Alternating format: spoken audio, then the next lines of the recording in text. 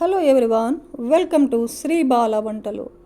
ఈరోజు మన healthy recipe రాగి పిండితో ఇన్స్టెంట్ క్రిస్పీ దోశను ప్రిపేర్ చేసుకుందామండి. 10 నిమిషాల్లో మనం ఈ హెల్దీ రెసిపీని ప్రిపేర్ చేసుకోవచ్చు. మార్నింగ్ బ్రేక్ఫాస్ట్లో కానీ నైట్ డిన్నర్ టైంలో కూడా ఈ హెల్దీ క్రిస్పీ దోశని ప్రిపేర్ చేసుకొని హ్యాపీగా ఎంజాయ్ చేయవచ్చు. అలాగే ఒక కమ్మనైన చట్నీని కూడా ప్రిపేర్ చేసుకుందాం కాంబినేషన్గా. ఇప్పుడైతే ప్రాసెస్ని చూసేద్దాం. గిన్నె పెట్టేసుకొని హాఫ్ గ్లాసు రాగి పిండి వేసుకుందాం. అదే గ్లాస్తో పావు గ్లాసు బియ్యం పిండిని వేసుకోవాలి. అదే గ్లాస్తో పావు గ్లాసు సూజీ రవ్వ, బాంబే రవ్వ అంటాం కదండి, వేసేసుకొని టేస్ట్కి సరిపడా సాల్ట్ వేసేసుకొని అదే గ్లాస్తో ఒక గ్లాసు వాటర్ వేసుకొని ఉండలు లేకుండా బాగా కలిపేసుకుందాం.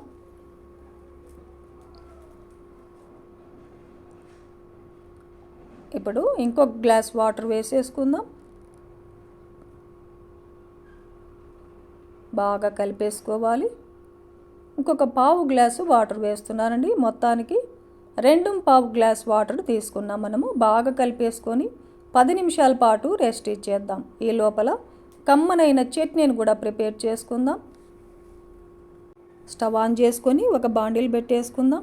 1 టేబుల్ స్పూన్ ఆయిల్ వేసేసుకొని ఆయిల్ హీట్ ఎక్కిన తర్వాత ఒక 5-6 పచ్చిమిర్చిని 2గా కట్ చేసి వేసేసుకొని ఫస్ట్ పచ్చిమిర్చిని బాగా వేయించుకోవాలి. పచ్చిమిర్చి బాగా వేగిన తర్వాత ఒక చిన్న కట్ట పుదీనాను తీసుకొని ఆకులన్నీ సపరేట్గా తీసి ఒక 2-3 సార్లు శుభ్రంగా కడిగేసుకొని వేసేసుకుందాం. స్టవ్ని లో ఫ్లేమ్లో పెట్టేసుకొని పుదీనా బాగా ఉడికేంత వరకు వేయించుకోవాలి. ఒక 2-3 నిమిషాల పాటు అలా వేయించేసుకొని స్టవ్ ఆపేసి చల్లారనిద్దాం. బాగా చల్లారిన తర్వాత మిక్సీ జార్ పెట్టేసుకొని వేయించుకున్న పచ్చిమిర్చి పుదీనాను వేసేసుకుందాం. ఒక హాఫ్ కప్పు పచ్చి కొబ్బరిని చిన్న చిన్న ముక్కలుగా కట్ చేసి వేసేసుకోవాలి. ఒక 3 టేబుల్ స్పూన్లు పుట్నాల పప్పును వేసేసుకుందాం. ఒక 5-6 వెల్లుల్లిపాయలని పొట్టు తీసి వేసేసుకోవాలి.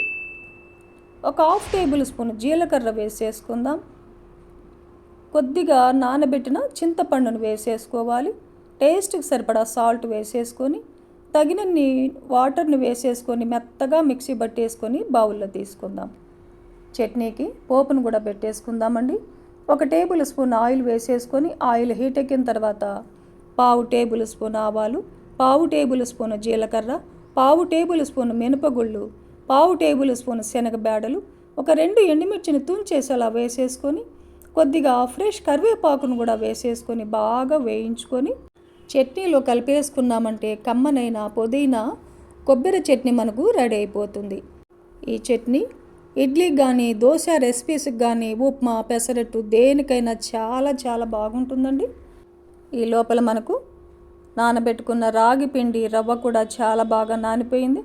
10 నిమిషాల తర్వాత మూత తీసి చూసామంటే చూడండి బాగా నానిపోయింది కదా. ఒకసారి బాగా కలిపేసుకొని ఇంగ్రీడియంట్స్ అన్నీ కలిపేసుకుందాం. ఒక హాఫ్ కప్పు చిన్న చిన్న ముక్కలుగా కట్ చేసిన కొత్తిమీర, ఒక 2 టేబుల్ స్పూన్లు ఫ్రెష్ కరివేపాకు, ఒక 2 టేబుల్ స్పూన్లు పచ్చిమిర్చి ముక్కలు, ఒక హాఫ్ కప్పు ఉల్లిపాయ ముక్కల్ని, పావు టేబుల్ స్పూన్ ఇంగువ, 1 టేబుల్ స్పూన్ ఫ్రెష్ అల్లం పేస్ట్ వేసుకోవాలి. ఒక హాఫ్ టేబుల్ స్పూన్ జీలకర్రను కూడా వేసేసుకొని బాగా కలిపేసుకుందాం. ఇప్పుడు మనకు దోశ బ్యాటర్ రెడీ అయిపోయింది. స్టవ్ ఆన్ చేసుకొని దోశ ప్యాన్ పెట్టేసుకుందాం. పెనం బాగా హీట్ ఎక్కి ఉండాలండి.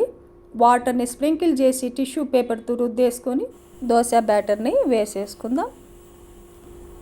దోశ ఒకవైపు బాగా వేగిన తర్వాత ఆయిల్ కానీ నెయ్యిని కానీ వేసేసుకొని రెండో వైపు కూడా దోశని తిప్పేసుకొని రెండో వైపు కూడా దోశ బాగా వేగిన తర్వాత ప్లేట్లోకి తీసుకోవాలి.